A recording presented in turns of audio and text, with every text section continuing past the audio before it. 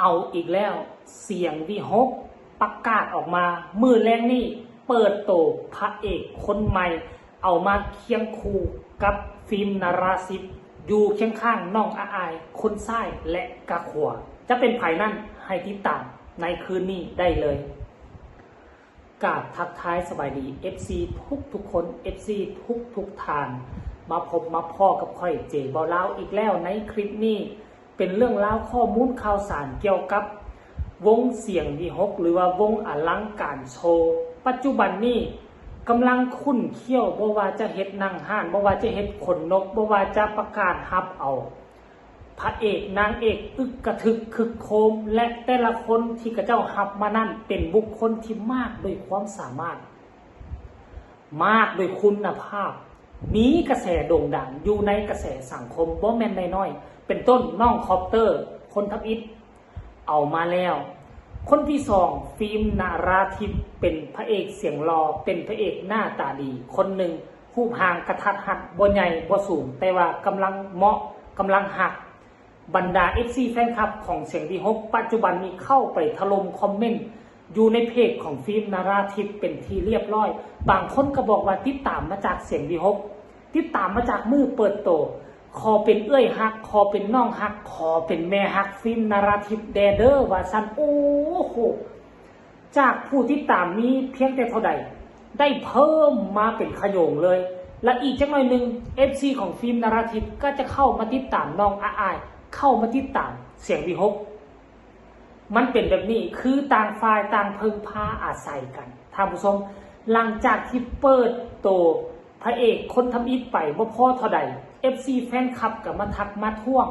บอกว่าเปิดแต่โตพระเอกบ่คือบ่เปิดโตนางเอกแน่ว่าสั้นเด้ท่านผู้ชมเนาะโตนี่นะเวลาที่เขาเปิดโตพระเอกนางเอกเวลาที่เขาคัดสรรปั้นแต่งมานี่เขาจะประกาศไว้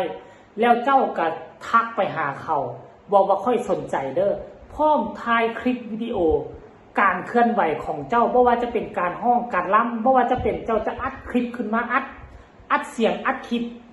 เวลาเจ้าห้องเจ้าล้ำส่งไปให้เขาหรือว่าบุคคลใดที่มีคุณภาพคือฟิล์มนาราธิปแล้ว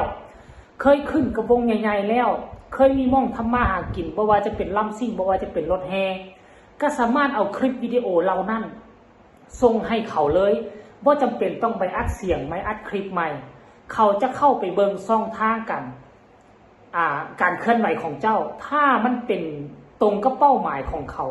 เขาก็จะเสื้อเสื้อเอาเจ้ามาตกลงเอาเจ้าเอิ้นเจ้าเข้ามาพบมาพ่อล้มเรื่องราวล้มกฎเกณฑ์ล้มเงื่อนไขถ้ากรณีว่าเป็นไปได้เขาก็จะเอาเจ้ามาเปิดโตเลยมันจะแตกต่างจากบรรดาศิลปินปลายแถว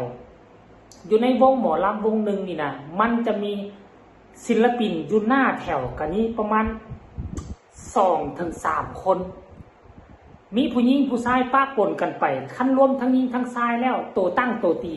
ก็จะมีราวๆ3 คนเนาะในวงหนึ่งนะนอกจาก3-4 คนนี่ไปแล้วก็จะเป็นนักห้องปลายแถวเขาก็จะประกาศเอาให้เจ้าเข้ามาออดิชั่นนี่เป็นบุคคลที่บ่มีความสามารถก็ได้แต่ว่ามักฮักในการร้องการล้ำเซิงวงเสียงวิหกเขาก็ประกาศออกชัดเจนอยู่แล้วบ่จำเป็นต้องโด่งต้องดังบ่จำเป็นต้องมีกระแสบ่จำเป็นต้องเก่ง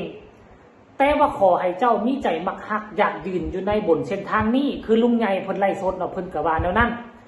ให้เจ้ามีใจมักฮักแล้วเจ้าก็เข้ามาออดิชั่นในวันที่7ท่านผู้ชมของเดือนใดเดือนนี้หรือเดือนหน้าจำบ่ผิดเนาะจำบ่ได้ปานใดแล้วเพราะฉะนั้นแล้วกลุ่มคนที่เขาออกมาเปิดโตคือคนมีความสามารถหน้าตารอเรา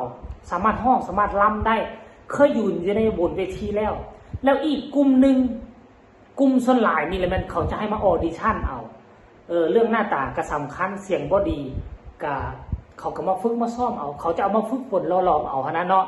เพราะว่าวงหนึ่งนี่นะการเปิดวงใหม่กับโมเมนต์ว่าที่ให้ออดิชั่นเอาเมิดเด้เขาก็ต้องเอาคนที่มีมากไปด้วยความสามารถเอามาเป็นพระเอกนางเอกมันจึงจะประคับประคองมันจึงจะดึงวงไปต่อได้แล้วส่วนที่กลุ่มที่โบเก่งก็เอามาเอาไว้ทั้งเบื้องหลังสอนเอาไว้เพื่อว่าเป็นคนที่ทดแทนเป็นบุคคลที่จะเอามาทดแทน คือวงเสียงวีหกวงเก่ามีน้องอาอายเป็นสิ่งเป็นคนที่จะเอาไว้ทดแทน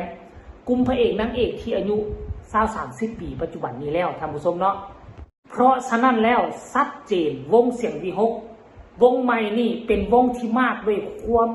วยคุณภาพด้วยความสามารถบ่แม่นว่าไปเก็บเอาพวกบล็อกตอกแตกเอาได้เนาะปัจจุบันนี้เปิดเผยออกมาเทื่อละน้อยเฮ็ดให้ FC แฟนคลับและเจ้าภาพเจ้าการเจ้างานก็มั่นอกมั่นใจดีอกดีใจ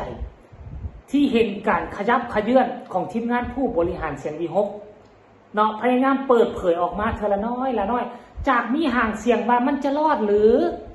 วงนี่น่ะนั่งห้านเล็กเส้นหนึ่งก็บ่เห็นคนนกเส้นหนึ่งก็บ่เห็นเทื่อเนาะทั้งลุงใหญ่ก็ออกมาเปิดเผยแล้วว่าพวกเขาบ่สามารถเปิดเผยตอนนี้ได้เพราะว่าวงใดก็ยังบ่ทันปิดฤดูกาลเทื่อมันจะเป็นการแทรกแซงการฮือฮาอย่างจักอย่างแหละเหตุผลของเขาก็ว่าให้วงอื่นปิดฤดูกาลไปแล้วเขาจึงเปิดเผยออกมาสัดตุ้มเข้ามาเลยว่าเขาเห็นฮอดซัมนี่แล้วเขามีซัมนี่แล้วให้ทุกคนให้เห็นกระแสอันโด่งดังคันที่มาเปิดเผยตอนนี้มันไปโจมตีกับกระแสวงอื่นกำลังจะเฮ็ดปิดวงอยู่นะ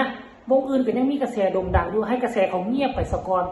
วงน้องใหม่ของเขาจึงเปิดซัดตุ้มเข้ามาเนาะอันนี้ก็เข้าใจได้ในทีมงานผู้บริหารนะท่านผู้ชมเนาะเขามาติดตามเบิ่งว่า มื้อแรงนี่ตอน 17 โมงพระเอกอีกคนหนึ่งที่จะมาร่วมงานกับวงเสียงวีหกที่จะมาร่วมงานกับบอสน้อยอาอายแล้วไปยืนอยู่วงใหม่อลังการโชว์หน้าตาจะเป็นแนวใดเขาจะเป็นไผเคยยืนอยู่เวทีใดนั่นให้พวกเขาติดตามในค่ำคืนนี้จะมีเซอร์ไพรส์แน่นอนทุกคนลองเดากันนะเบิ่งไผจะเดาถูกไผจะเดาผิดให้มาติดตามกันเบิ่งแต่ว่าเจเบาลาวมึนตึ๊บบ่ฮู้ว่าผู้ใด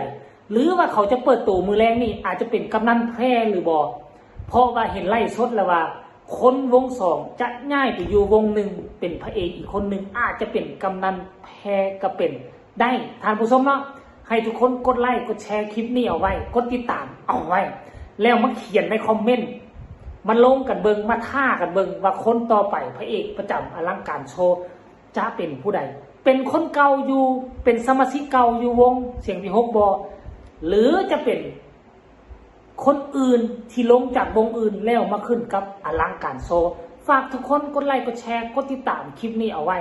เพื่อจะบ่พลาดในคลิปต่อไปใครมีคำตำหนิที่ชมคำคิดคำเห็นขอความกรุณาส่งมาใต้คอมเมนต์เนาะ จะยอมรับและจะไปอ่านไปตอบกับทุกคอมเมนต์เด้อบางทีอาจจะบ่ตอบเป็นคำเว้าแต่ว่าจะกดไลค์กดใจส่งคืนไปให้และที่สำคัญอย่ากดข้ามโฆษณาพบกันใหม่ในคลิปหน้าสำหรับคลิปนี้ขอกล่าวคำว่าสบายดี